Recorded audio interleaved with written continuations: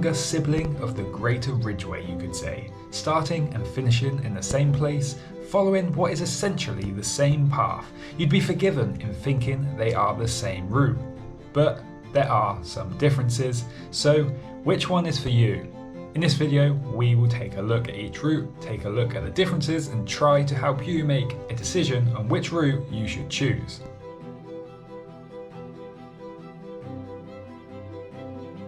The Greater Ridgway is around 400 miles or 643 kilometers, consisting of 4 different trails: the Wessex Way, the Ridgway, Icknild's Way, and the Peddar's Way.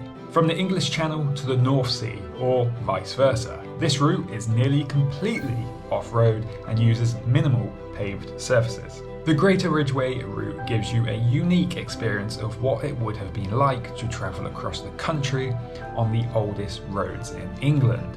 This route will test your legs in places and need some good bike handling skills in some parts. It's a route that you will want to be able to be fairly self-sufficient and carry everything you need to make sure you can continue on whatever happens.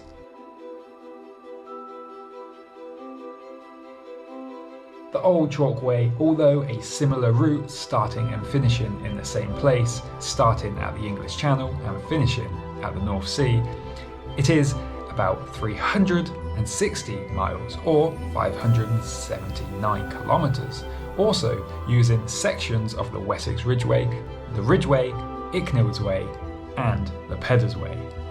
The Old Chalk Way gives you a chance to also ride along the oldest roads in England, all while stopping to enjoy some history along the way. This route has a good mixture of terrain from gravel tracks, single track with some quiet country lanes. With the Old Chalk Way, you will again need to be fairly self-reliant, but you do come through enough built-up areas to bail or find a bike shop if need be.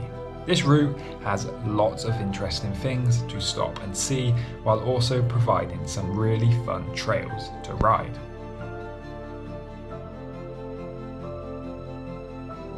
Distance is one of the differences here, with the Old Chalk Way being about 40 miles or 64 kilometers shorter than the Greater Ridgway.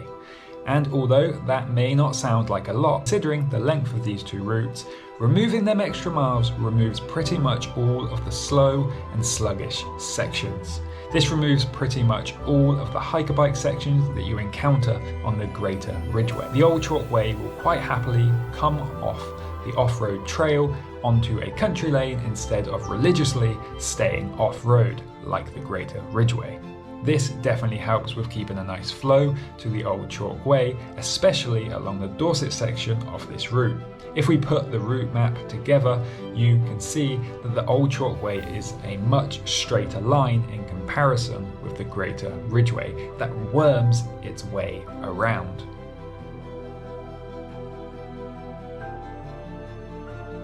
The biggest difference that you will see if we put the route map together is in the Dorset area, the start or the finish section from Lyme Regis, and this is probably the most important difference between these two routes, as the Old Chalk Way follows a route that is less tedious. For example, riding the Greater Ridgway route through the first 30 to 40 miles, you will have to get off your bike a fair amount, with the route sticking to the Wessex Ridgway, which in this area is very up and down steep fields and plenty of overgrown little bridleways.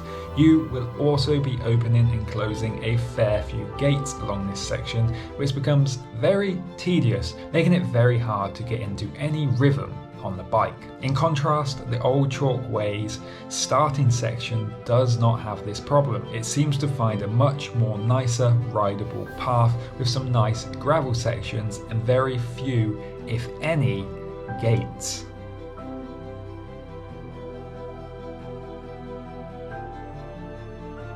Next difference is the Salisbury Plain section. The Salisbury Plain section is another difference between these two routes. If you were looking to follow the Old Chalk Way version, then you will need to plan ahead a little bit more, as it goes right through the middle of the Salisbury Plain, which is where the MOD train a lot, meaning this section of the route is often closed and not accessible to the public.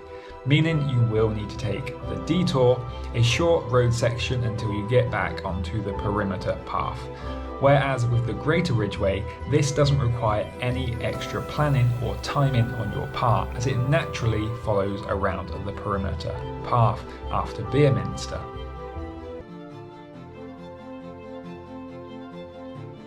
The technical difficulty of these two routes, although are similar and both do have some slightly rougher sections, the Old Chalk Way is definitely on the tamer side, avoiding anything that is too overly hard. There are still a few lung-busting climbs though, especially in the Dorset section of this ride.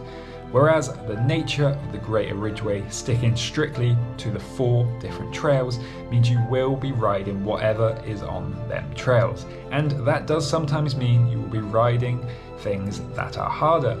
I will say though, I expected the Greater Ridgway to be a bit harder than it actually was when it comes to the technical side of the trails. And although it was harder than the Old Chalk Way, there wasn't a huge amount in it apart from the first or last 30 to 40 miles.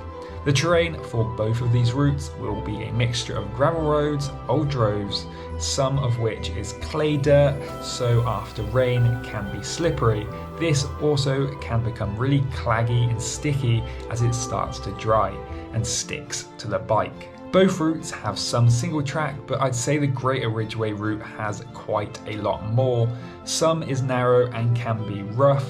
Some of them become like little streams after heavy rain, whereas with the Old Chalk Way the route tends to be a bit more open with wider bridleways and old drove roads, giving you more chance to enjoy the views. Both of these routes can be done in either direction, but if you start at Lyme Regis, the ride will get easier the further you get into it, whereas if you go the opposite way you will be ending with all the climbing. I think for a more enjoyable trip it's always better to have an easier than harder finish. It's also much more likely that you will have the wind against you if you start in Norfolk.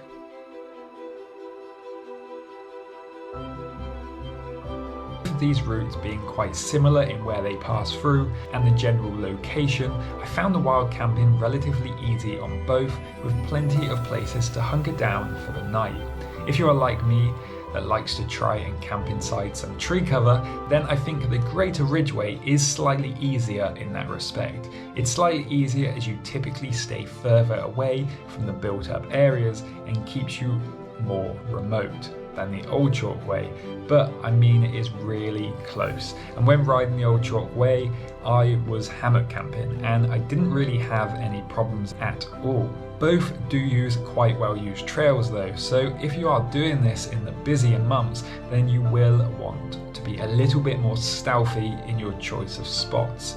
If you are looking to stay in hotels or B&Bs, then I think the Old Chalk Way will be the slightly better option. The main reason for this is that the Greater Ridgway tends to wind its way around places instead of really ever going through them, while the Old Chalk Way has a few more options, and I think it will be easy to plan stops along the way as it goes through more places.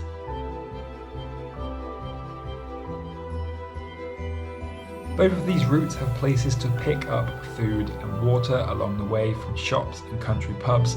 However, the Greater Ridgway, I would say these places are fewer and further between unless you are happy to come off the route. The Old Chalk Way goes through places a bit more often, so you won't need to hoard as much food and water to keep yourself going.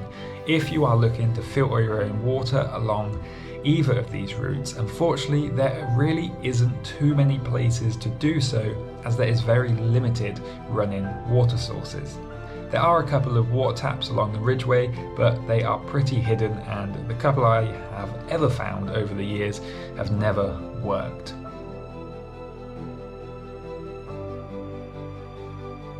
If I was looking for a gravel bike route version of the Greater Ridgway, then the Old Chalk Way is the way to go. If you are looking for a route that has good flow, exciting trails, and also lots of things to see along the route, then I do think the Old Chalk Way is going to be a bit more for you. It's also a little bit shorter, although it's not a lot shorter. The fact that it is removing all the sluggish and slow sections do make quite a difference in the time it will take most people to complete it. I'd also opt for the Old Chalkway over the Greater Ridgeway if I wanted to stop and see things like Stonehenge, Gold Hill, also known as the Hovers Hill, Cern Giant and his massive. It's also a route that is a bit easier to manage, picking up food and drink along the way, as it does pass through more places than the Greater Ridgeway. This does mean that you will come through more built up, busier areas, especially as you come through Luton. Although this section is busy with lots of traffic, you are following a cycle route which is separate from the road for the most part.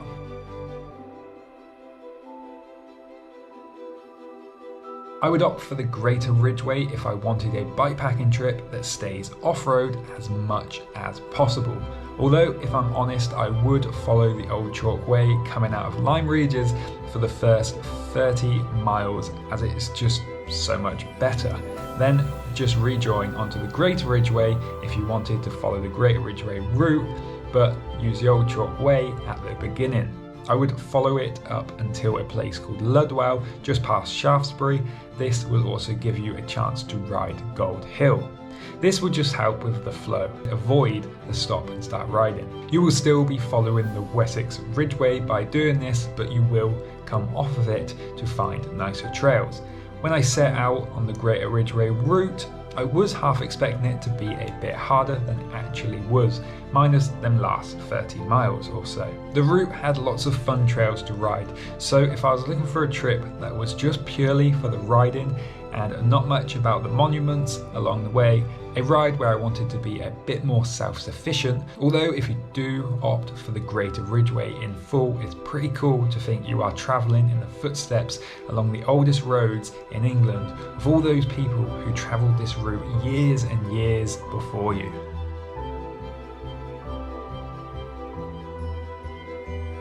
These two routes were a lot of fun and I enjoyed both of them. I think they are probably some of the best routes you can do in England, especially if you are looking for a slightly longer trip. But saying that, I do think the Old Chalkway just beats the Greater Ridgeway, only because I think it has a little bit more to it, with more things to see, a bit more variety. By coming off the Greater Ridgeway route to go and explore some nearby spots, this keeps things interesting. You still get to ride all the oldest roads, but while seeing some other landmarks along the way. They are both great routes, and I'd encourage you to have a crack at whichever one you fancy. The Old Chalkway is a more gravel bike friendly version with a bit more to see. While riding the Greater Ridgeway, you will be focused more on the riding. If you want the more challenging and more off-road route, pick the Greater Ridgeway.